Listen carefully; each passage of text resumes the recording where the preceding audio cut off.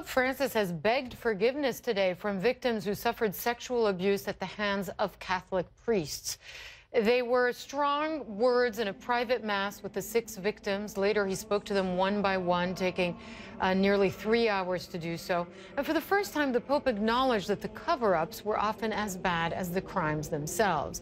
Marie Collins is a supporter of one of the victims and was there when they met the Pope today. She is an Irish sex abuse survivor herself and serves on the Vatican's Child Protection Commission. I asked her about how the victims reacted to the Pope's strong words today.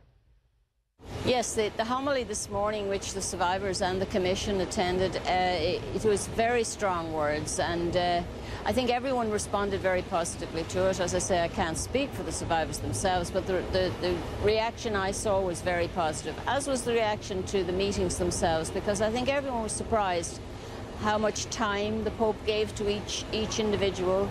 There was no stopwatch on as to how long someone could speak for, and that was very, very good. And the meetings went on for over 3 hours. How much does a gesture and words, such as the ones we heard from the Pontiff today, how much does that help healing? It helps a lot. I mean, I come from the point of view that I've been campaigning for many, many years for change in the church, and I would say today wasn't a gesture. I think the Pope genuinely wanted to hear the survivors today and what they had to say, and being a member of his commission, his pontifical commission for the protection of minors, that's going to advise him on this issue and to advise him directly, not in connection with any of the other departments in the Vatican. I think, for me, it's a sign of change. I think if we're going to get change, it will be under this Pope. All right. And why is that? How? And that was going to actually be my next question, which you anticipated. How different is this Pope from other popes, and why? Why do you think he's different? It's, for a start, he appears to be taking the whole issue seriously. He's not just issuing apologies. We're not just getting words, which is what we've had in the past, nothing but words. He has actually taken action. I mean, one of his actions is setting up this pontifical commission. And the meetings with the survivors, again, it wasn't just a gesture or an apology and then they could be on their way.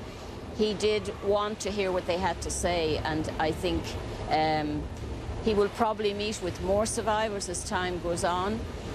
I've had my doubts over the years, obviously, about whether there's any sincerity at the top of the church or not. And I feel at the moment, my feeling is, and it's not something you want to get too hopeful about in case it doesn't come about, but my feeling now is that there is a sign of change, a wind of change, and I think this Pope is certainly going in the right direction. But for you personally, what was it like? Because this is something that hasn't been done before, certainly not to the extent that it was by Pope Francis. How did you come away from it today?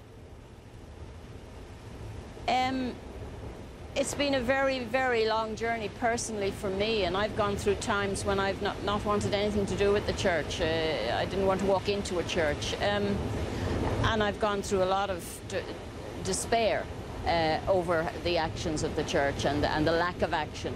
For me personally, it was a feeling of hope, I suppose, and an emotional feeling too, that all the years of you think you're shouting to the wilderness, you know, and just the feeling that maybe now there is that little chink and maybe survivors are being heard, and personally, it's such a different position that I'm in now than I was in before, but I'm only one person, and I'm there to say what I've always said outside, but I really feel it's much more important to be able to say the strong things that need to be said inside the Vatican, where they can have some effect, rather than just shouting them at the walls. So that's why I'm on that commission, that's why I agreed to take part in it.